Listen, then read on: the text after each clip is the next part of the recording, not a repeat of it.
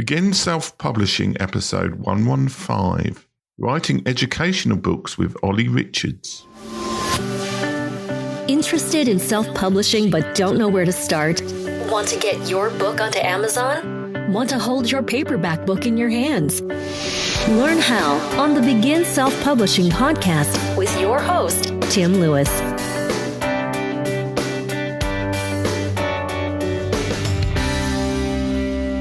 I'm not entirely sure where on social media I met Olly the first time, but I met him in person because he's another London-based author, and he's been very successful in writing language books and almost has a little publishing company now that he runs in terms of creating books to help people learn languages.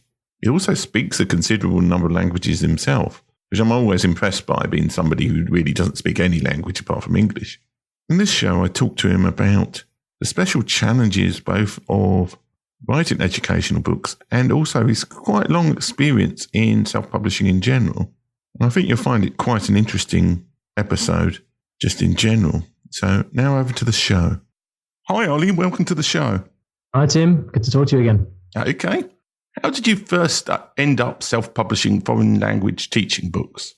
Well, it wasn't my first route into self-publishing. The first time I actually became aware of self-publishing was actually a course I did many years ago, where it was a very kind of typical internet marketing course, really, where people were sort of saying, come and learn how to self-publish books and make your first million and all of that. And I was a bit kind of swept up in the dream of that. So I did this course, and I learned how to self-publish books on Amazon Kindle.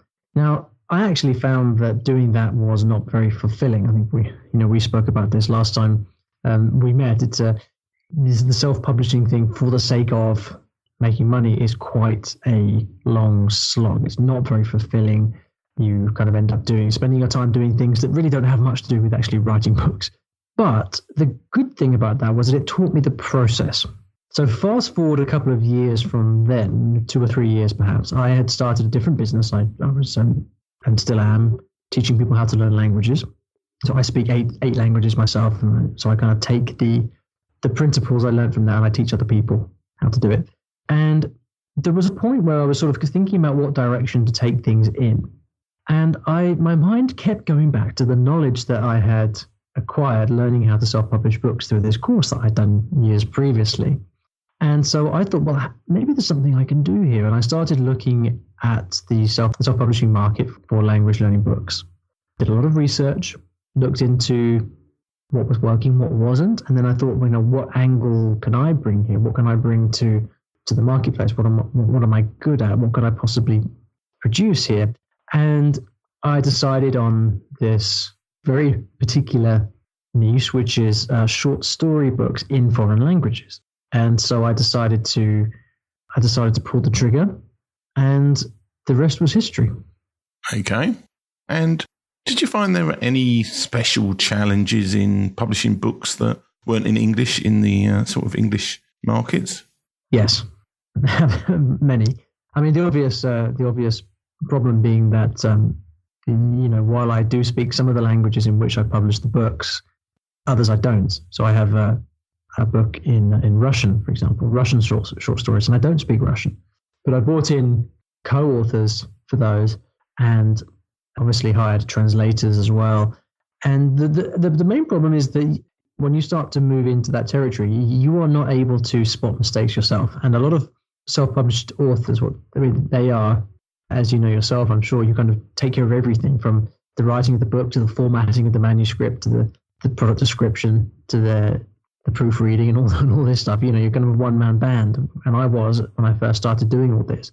And so when it came to looking at the final product in Russian, although I'd done a lot of due diligence with my translators and I'd done everything I could, I wasn't able to do all the quality checking myself. And I kind of learned that lesson the hard way. Some of the translations that I first did, I think I relied too much on the expertise of the translator, and that I've learned is a big mistake, because translation is fraught with problems. The debates that go on in the world of translation, just incredibly detailed and nuanced, and they will nitpick endlessly over every single choice of word. And so I got a bit of negative criticism at first from some of the different language versions, but I learned my lesson, and I then put in place systems for quality assurance on the second editions and the new languages that we did. So that's the main challenge. So it's ensuring that the translation are actually correct. I mean, so do you almost have like an editor in the foreign language editing the books as well once it's completed by the translators then? Yeah, I mean, you've got the same problems that you would have if you just released a book in English, which is that, everything, real publishing houses will send things through 4 or 5 rounds of proofreading. Yeah. Because they know that errors will always creep through, even if someone's looked at it 4 or 5 times. And even then, you don't spot everything. I mean, I'm not able to do that for obvious reasons. There's a huge cost implication. Whatever language you publish in, you've still got these quality control issues, which you have in any language. But the added difference when you're translating into a foreign language is that you can't necessarily account for the style of the translator. And so you have to make sure that not only is the translator good, but they're also doing it in the style that you want and that it's appropriate. So, for example, my particular books were created for beginners. So, for example, if you're learning German, then you would read one of my German short story books, and it's in slightly simplified German. Now, the challenge with that is that you don't want to write in German that's too difficult, because then it's not for beginners anymore. But at the same time, if you oversimplify it, then you kind of stray into the territory of it maybe being perceived as incorrect or not natural. And it's a very difficult balance to get right. And so what I basically ended up doing is, after the translation is done, I then take it to somebody else who then goes through and gives it a fresh reading and works on it. And then so it basically has 2 rounds of translations. And then after that, then you have to do the proofreading and stuff like that. So it's a long process. And have you found it, presumably the first books you wrote many years ago when you were in the sort of Kindle Gold Rush days, they weren't sort of presumably as educational as these new books. Have there been any challenges in terms of writing actually sort of educational books in terms of these short stories? I mean, well, yeah, I think even when I was in the kind of Kindle Gold Rush, as you call it, which is a nice turn of phrase, because that's exactly what it was.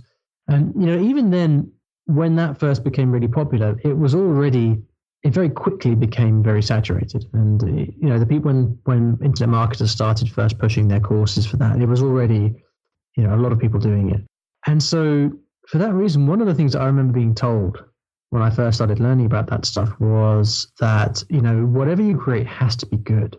Yes, you can get a ghostwritten book done for a couple of $100 in Romania or something. And yes, you'll sell some copies, but very quickly the negative reviews will pile up. It just won't be of any good quality. There will be no word of mouth. And so even if you are just in this from a pure marketing perspective, you still have to make sure the book is really good. And so, if basically the time and attention you put into it is proportionate to the results you get out.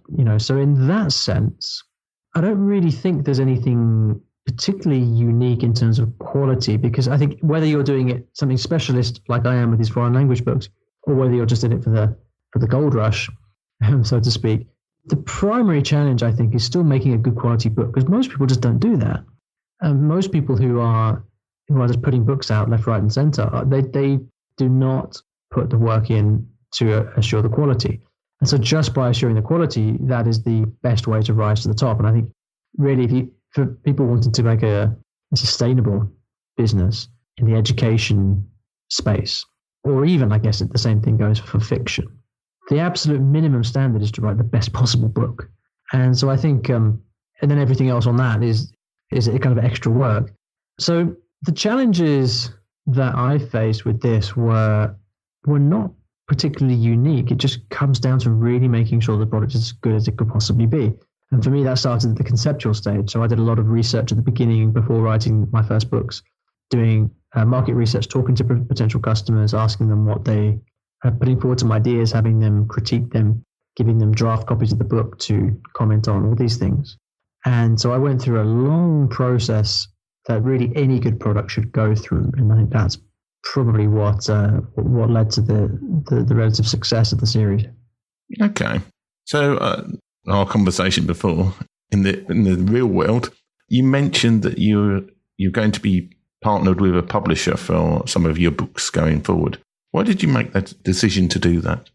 Yeah, so this is something which the details I can't talk about publicly at this stage, but yeah, I mean, a fairly important publishing house is acquiring this series of books from me, and that's it was something which, I mean, it's really, really exciting, but it's by no means a kind of no-brainer, because there are implications, and it very much affects it affects a lot of things, from where the books are distributed to your royalties and all these different things.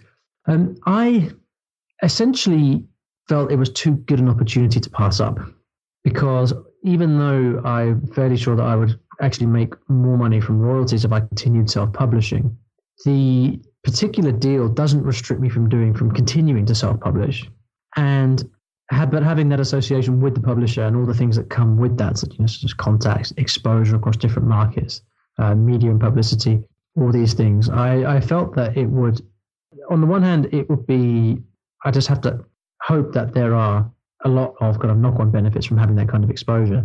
But secondly, I felt that, these opportunities don't come along every day. And, I was actually approached for this particular deal myself. I didn't have to go knocking on any doors or anything. Didn't have an agent. And so I felt like, if I turn this down, then when do I, when does it happen again? When's the next opportunity? Because most people who dream of publishing books, obviously go through a very different route, and it's a lot harder, and a lot more time consuming, and probably a lot more emotional in terms of the journey as well. And so I felt like I would really be looking a gift horse in the mouth if I didn't pursue it. Okay, so have you kind of almost in effect sold the rights to your existing books so that you can perhaps work on new ones? Is time part of the reason why you're doing this? Not really. I mean, I've got some pretty good systems in place in terms of actually, the part of my business which does self-publishing. I mean, it would be fairly easy for me to continue. In fact, many people did recommend to me, like, why don't you just keep doing it by yourself? But part of the reason is that with this partnership, we're now going to be able to publish books in 10, 20 more languages. Yeah. And do things that I wouldn't be able to do by myself, to a wonderful quality as well, because these guys have got, they are industry leaders in what they do, and that it's an opportunity to really make a dent in the world of language books, and that possibilities for me is something very exciting. Yeah, well, it sounds like it's a good idea anyway. What would you say is the biggest business lesson that you've learned from self-publishing these language books? Well, the biggest one is what I probably already mentioned, which is that if what you want to create is a successful business, which is self-perpetuating, that grows over time, quality has to come first. There is no way around that, and every time you skimp on quality, you ultimately shooting yourself in the foot long term. But I think that mostly applies to people who might be in the so-called Kindle Gold Rush.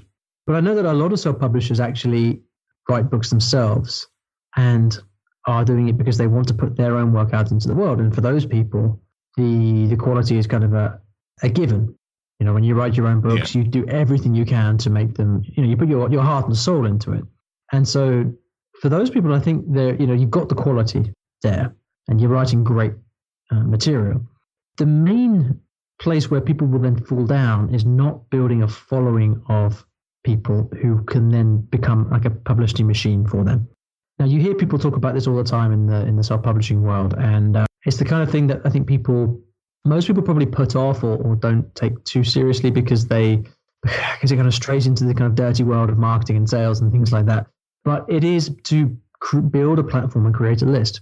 Because for me now, the Kindle, the self-publishing, and it's not just Kindle. We have print on demand and audiobooks as well. It's not the largest part of my business. The largest part of my business is the website and the digital products, which are iwillteachyoualanguage.com if anyone wants to check it out. And through that, one of the main things that I do is build an email list, a database of people. And it's pretty much standard online marketing practice these days to build a list of people who want to hear more from you. So, you write articles, you teach, You collect email addresses and then you follow up with those people and you send them more useful stuff. And over time, this builds a very, very strong relationship. And because of that, what I'm able to do now when I launch a new book, which I'm doing this week actually, is to then send an email out to my list, or probably more than one email, and say, hey, I've got this book, go and buy it. And they will, on the whole, go and buy it because they know, like, and trust me. They like what I do. They've got used to the standard of the stuff that I put out. And that grows over time and compounds over time.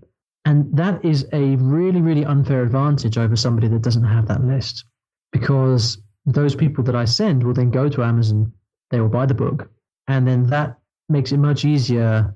It makes it much more attractive in Amazon's eyes. So they will then rank the book higher because they can see that there's lots of people coming, many of which are buying. And so the fact that you can get a lot of sales from your own list means that your book gets more publicity on the Amazon ecosystem. And that over time is what becomes the real asset that you've got, the way that you really sell books. So that's a very long way of saying that the biggest lesson of all, which is also probably the biggest mistake that people make, is to create an online platform and build a following of people, because those people will be the heart and soul of your business over the long term. So in your case, have you been doing that by basically blogging and podcasting and then getting people who are interested in that onto your list? I mean, is that your main way of list building, or have you used other techniques? Yeah, I mean, essentially, there are always different kinds of techniques. I mean, you can do, joint venture deals, you can do webinars, you can do paid traffic like Facebook ads, and I do all these things. But the essential part of it that anyone can start doing for free is blogging, podcasting, YouTube. I do all those. So, on YouTube, I put videos of me speaking different languages, which just kind of works quite nicely as a kind of social proof type thing. So, when people see me speaking Portuguese, for example, they will then be more likely to listen to what I have to say about language learning, right? And then similarly with I have a podcast called the I Will Teach You a Language podcast, and that is basically Q&A. So I answer people's questions, which again kind of builds authority and all these things. And then I blog as well, so I put out regular articles on the blog. And all of these things, you can have calls to action which lead people to opt in on the website. And on the website, I'll typically have a kind of free giveaway or a particular offer to incentivize people to give me their email address, which could be a free PDF or a free book or a free mini course or something like that. And then once you've got all that in place, then all you really got to do is keep going and keep at it over time. And then that starts to grow and compound, and it becomes this nice kind of virtuous circle. But it also works the other way as well. So lots of people because the Amazon ecosystem is different from my blog, what happens is that a lot of the new customers that I reach through Amazon will buy my book and then they'll come over to check out my blog afterwards. And so it does work both ways. But the most important from a business perspective is to have my own list of people. I also have a Facebook group, which is very active, and it's a good way of kind of nurturing people. That's the big asset, because then when I do release a new book, I can send people in that direction. Okay. Got to throw in a random question, but Sure. Where do you see the future going in terms of language learning and just in educational books in general? Do you see that there's always going to be a market for sort of ebooks and audio books, or are you looking at like VR sort of things in the future? Well, I think all that stuff is going to happen. It's happening already. VR, there are already companies like Memrise here in London experimenting with VR. There are more and more apps out there like Duolingo and things like that, where people are offering different ways of learning languages. I'm quite traditional and old school in my outlook on this. I think that language learning is one of those things that is never really going to be hacked, so to speak. It's something you do with the human brain. There's good practice, and you can talk about that good practice. But really, to learn another language, you have to work hard at it over time with good material. And in that respect, I don't think things are really going to change long term. I mean, and I see this as well. We're all familiar with the beginning of the end, so to speak, of Kindle, in the sense that sales of digital books did overtake physical books a few years back, but now the trend is reversed. And so now people are buying more physical books than digital books. Is that trend going to continue? I don't know. But it kind of points to the fact that you can introduce this new technology, but a book is a book. It's a book is a book. And an audiobook has been around since the beginning of, since the gramophone was first invented. Your original kind of linguaphone language courses back in the 40s and 50s had an LP that came with the book. What is a language if it's not, the written word and the spoken word? That's ultimately all it is. So I think technology will come and go, and people will get rich from riding the wave, and then they will fall by the wayside as that wave subsides. But I think that I can't see any situation in which books or audiobooks will disappear. And I think I hope they will always be the driving force at least in language learning, and the place where people go to get good quality advice and information and material to help them along the way. Okay. So I think that just about wraps up everything I was going to ask. How can people find out about Olly Richards and the things that you do? Yes, well, if you're listening to this as a podcast, and I guess you like podcasts, so you can head over to iTunes or Stitcher Radio and do a search for I Will Teach You a Language. 1, 2, 3, 4, that's 6 words. I Will Teach You a Language. That's the podcast. You can get lots and lots of articles, videos, tips and tricks for learning languages on my blog, which is iwillteachyoualanguage.com. And if you'd like to take a look at my various books, and depending on what stage you're listening to this in the future, maybe with a fancy publisher branded all over it as well, who knows, then you can go to Amazon and search for Olly Richards, and you should find my author page there somewhere among the noise. Okay, well, thanks very much for agreeing to appear on the show, Olly. My pleasure. It's good to talk to you, Tim. Thanks for listening. If you enjoyed today's show, please stop by iTunes and rate and leave a review. This helps make the show more visible. For free resources, show notes, and other helpful content, join the community at beginselfpublishing.com.